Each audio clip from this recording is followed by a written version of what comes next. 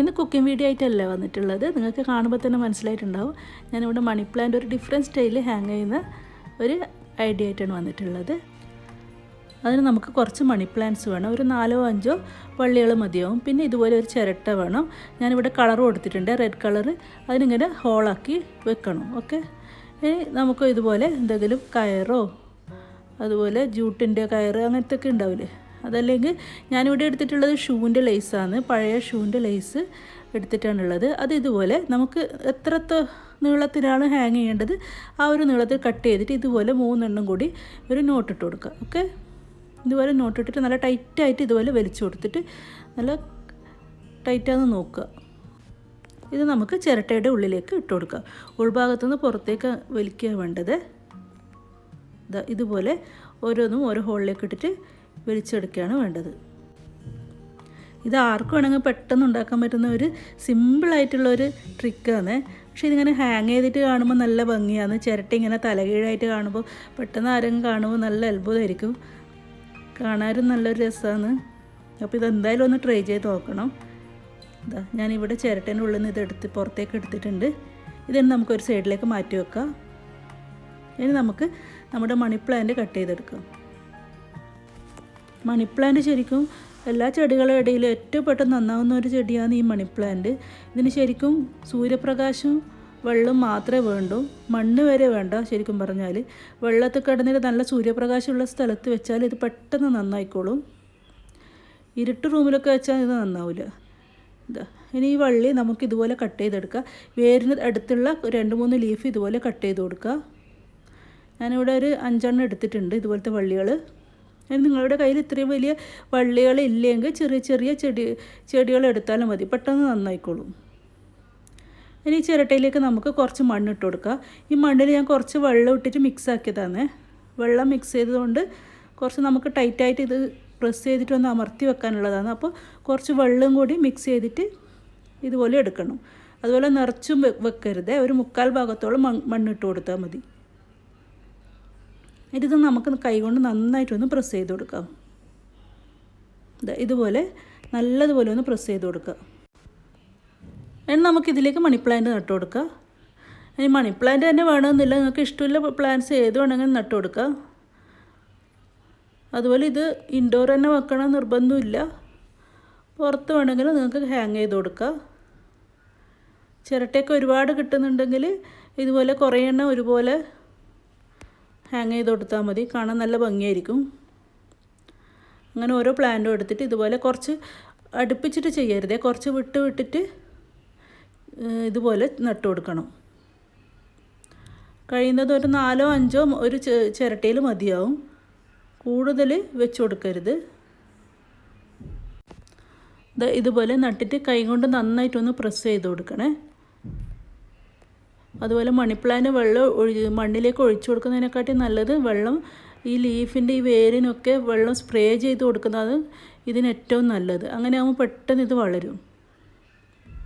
ചില ആൾക്കാർ പറയും മണി പ്ലാന്റ് എൻ്റേത് വളരുന്നില്ല എന്നൊക്കെ പറയും.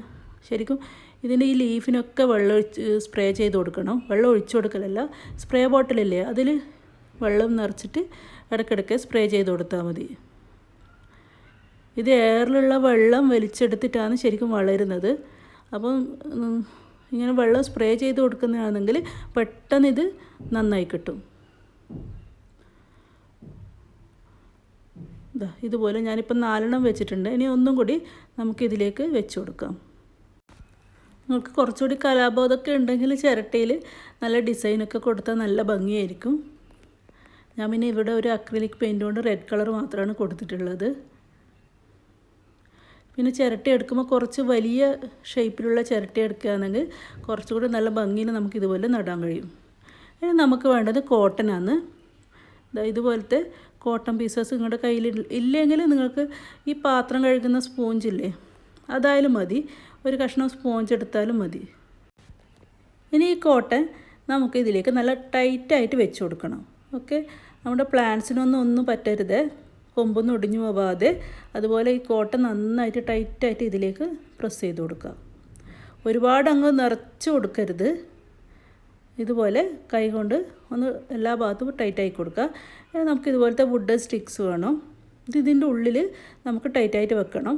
അപ്പോൾ ഇത് കണക്കാക്കിയിട്ട് കട്ട് ചെയ്ത് കൊടുക്കുക. വുഡൻ സ്റ്റിക്ക് ഇതിൻ്റെ ഉള്ളിൽ അളവ് മെഷർ ചെയ്തിട്ട് എടുക്കുക, കട്ട് ചെയ്തെടുക്കുക. ഇതുപോലെ വെച്ച് നോക്കുക. കറക്റ്റായിട്ട് അതിൻ്റെ ഉള്ളിൽ വരുന്ന ആ പാകത്തിന് കണക്കാക്കിയിട്ട് കട്ട് ചെയ്യുക. ഒരു സിസേഴ്സായിട്ടും വെച്ചിട്ട് കട്ട് ചെയ്ത് കൊടുക്കുക.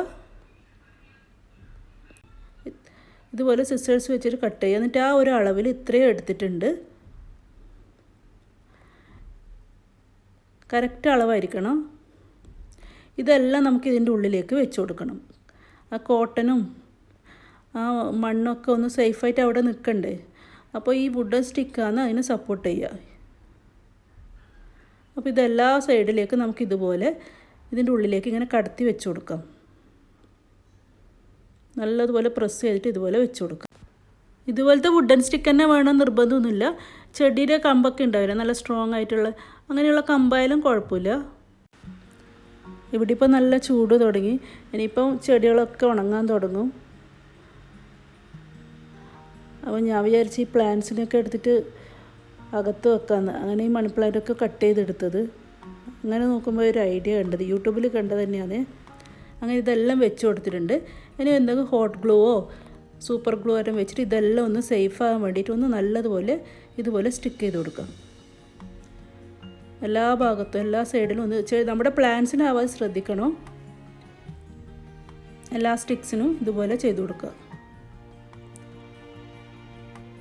ഇത് ഈ സ്റ്റിക്ക് ഒന്ന് കവർ ചെയ്യാൻ വേണ്ടിയിട്ട് കുറച്ച് കോട്ടനും കൂടി ഇതിൻ്റെ മുകളിലേക്ക് ഞാൻ വെച്ച് കൊടുക്കുന്നുണ്ട്. നിർബന്ധമൊന്നുമില്ല, സ്റ്റിക്ക് കണ്ടാലും കുഴപ്പമൊന്നുമില്ല. ഞാൻ പിന്നെ അതൊന്ന് കവർ ചെയ്യാൻ വേണ്ടിയിട്ട് കുറച്ചൊന്ന് ഇതിൻ്റെ മുകളിലേക്ക് ഇങ്ങനെ വെച്ച് കൊടുക്കുന്നുണ്ട്. അത് നമുക്കൊന്ന് സൂപ്പർ ഗ്ലൂ വെച്ചിട്ട് ജസ്റ്റ് ഒന്ന് സ്റ്റിക്ക് ചെയ്ത് കൊടുക്കാം. ഇത്രയേ ഉള്ളൂ. നമ്മുടെ മണി പ്ലാന്റ് ഇതാ ഇവിടെ റെഡി ആയിട്ടുണ്ട്. ഇതിലേക്ക് നമുക്ക് നന്നായിട്ട് വെള്ളം സ്പ്രേ ചെയ്ത് കൊടുക്കണേ. അത് ഞാൻ വിട്ടുപോയി, വീഡിയോ ക്ലിപ്പ് കിട്ടിയില്ല. നന്നായിട്ടൊന്ന് വെള്ളം സ്പ്രെഡ് ചെയ്ത് കൊടുക്കുക. പിന്നെ ഇതുപോലെ ഇതാ ഹാങ് ചെയ്തിട്ടുണ്ട്. നന്നായിട്ട് ലീഫിനൊക്കെ വെള്ളം സ്പ്രേ ചെയ്ത് കൊടുക്കുക. കണ്ടില്ലേ, കാണാൻ തന്നെ നല്ല ഭംഗിയില്ലേ. ഇതെല്ലാവരും ഒന്ന് ട്രൈ ചെയ്ത് വെക്കുക. വളരെ ഈസിയാണ്, അതുപോലെ നല്ല കാണാൻ നല്ലൊരു കൗതുകം ഉണ്ടാക്കുന്നതാണ്. അപ്പോൾ ഈ തലകീഴായ ഐഡിയ നിങ്ങൾക്ക് ഇഷ്ടമായിട്ടുണ്ടാവുമെന്ന് കരുതുന്നു.